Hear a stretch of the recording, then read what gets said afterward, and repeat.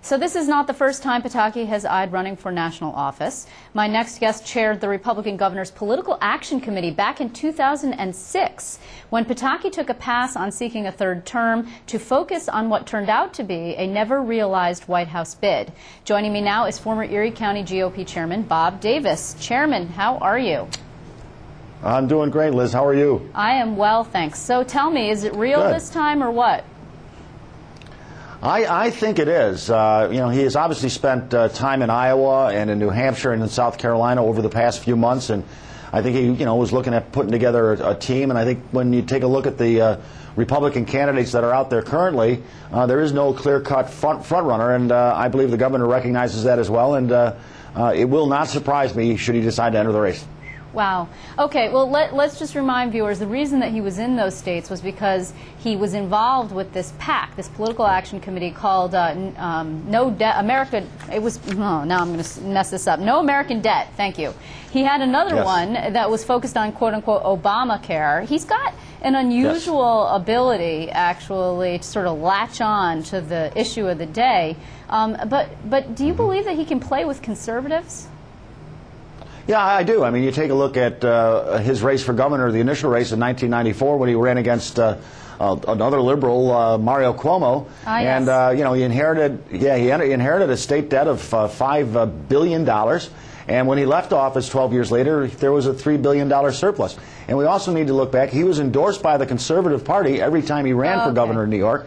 And in fact, in 94, it was the vote on the conservative line that propelled him to defeat Mario Cuomo. Okay, but Bob, let's unpack this a little bit. I mean, first of all, the Conservative Party, with all due respect, and I love Mike Long, the chairman, is not conservative, say, I don't know, in South Carolina or even Texas. I mean, this is a party that endorsed a guy who supports abortion rights. You think that's going to be something that Tea Party activists and conservatives like the born-again, Bible Belt type folks are going to support? Well, I don't think that's going to be a major issue in this race. I think when you take a look at what's going on in Washington right now with this massive debt that's been accumulated under the Obama administration and the volatility in the market that we're witnessing as we speak, I think the governor's going to be able to point to his fiscal conservative record of taking on a $5 billion debt day one, reduce the debt, cut taxes in his first year as governor of New York, a policy that the conservatives will be very attracted to. Yeah. And then when he left office, had a $3 billion surplus. I mean, fiscally very conservative governor. Well, but Pataki, in his first 4 years, while he did stick to a lot of his campaign promises, as you mentioned, cutting taxes, holding the line on spending, by the time he left, spending had increased. And you're also, yes, there was a surplus, but you're also talking about taxes that went up. You're talking about some very serious problems in New York, and he became much more or much less fiscally conservative than he had been on the day that he walked in the door. But again, I think you got to look at the fact that he left the state in good fiscal health, and look what's happened to the state in the last 2-3 years, since he has left. And the other thing that the governor did by cutting taxes with that conservative position, he created jobs in New York. And we need jobs in this nation right now, and we need it tomorrow. Bob, you were actually out in Iowa in 2006 for the Iowa straw poll. The governor actually had a ruptured appendix, and he wasn't feeling well. He was recuperating. You were out there. Liz, that was in Iowa. I actually went to the Southern Republican Leadership Conference in Memphis. Right, and I was there with some of the other people, including former state Republican Chairman Sandy Treadwell. Right, my bad. Okay, so how was he received there? Even better. That's a very conservative crowd. Well, he did well. Again, he wasn't there personally, and most of the other candidates that were announced at the time were in Memphis, Tennessee for that conference. But the governor was well received. I had a number of conversations with delegates. I believe there were 26 different states represented at that conference, and I think the governor had been there. I think he would have done even better. But he did well. He has a very personable approach. People really like him, particularly when he works those fairs. I've seen him. I've watched him campaign. But he doesn't have an organization on the ground. It's true that he has been traveling and he's been using these political action committees as a vehicle. But, Bob, has he been in touch with you? I talked to the governor a few months back, but we didn't have any conversation about the presidential aspirations. But, I got to believe that he's been looking at this. And if he decides to make the race, I think he'll announce it the next couple of weeks. And I'm sure by the time he comes around to announcing, if in fact he does that, that he will have a campaign organization in place. And he's got people he can tap from 4 years ago. Yeah, true, but these people have not been on the ground the way. I mean, he's already missed the Iowa straw poll, obviously. I think perhaps he could play in New Hampshire. That's, of course, right next door here. But go ahead.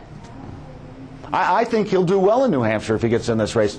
I mean, being the governor of New York, people in New Hampshire are very well aware of who George Pataki is, and I think he can fare well in New Hampshire. I know it's next door to where Mitt Romney was governor, but Mitt Romney was governor for 4 years, and he had a health care plan that mirrored that of Obama, where you had George Pataki with that PAC you just talked about, out there probably one of the most vocal opponents to Obamacare.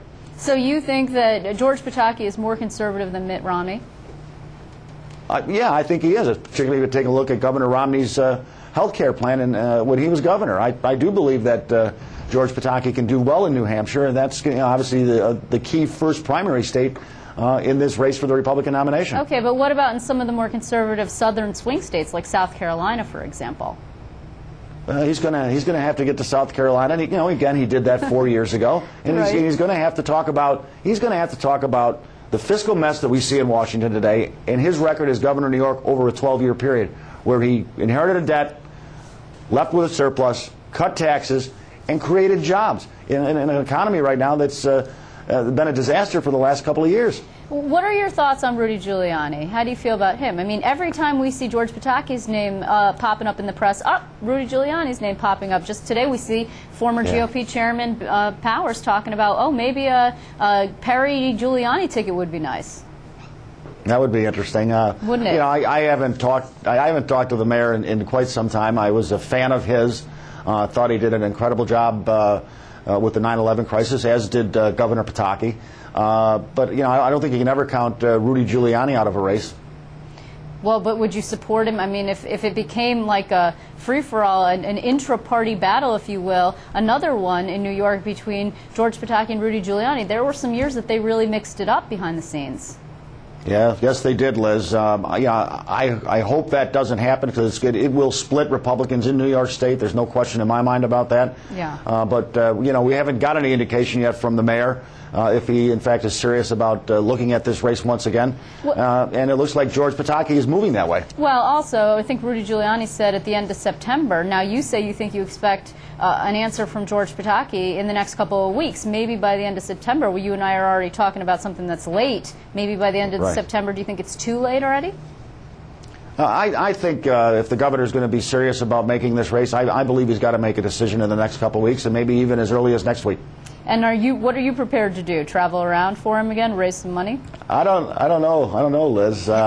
I'll have to wait for that phone call. I own my own business here in Buffalo, and I'd have to work things out in terms of being able to go on the road. But I would seriously consider it. I'm a big fan of George Pataki's. I liked his performance as governor in New York.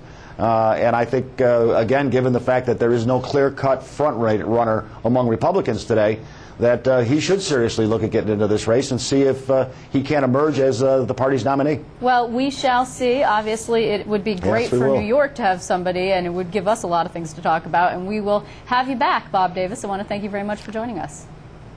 Well, thank you so much for having me, and I look forward to talking to you again, perhaps the day that George Pataki announces he's a candidate for President of the United States.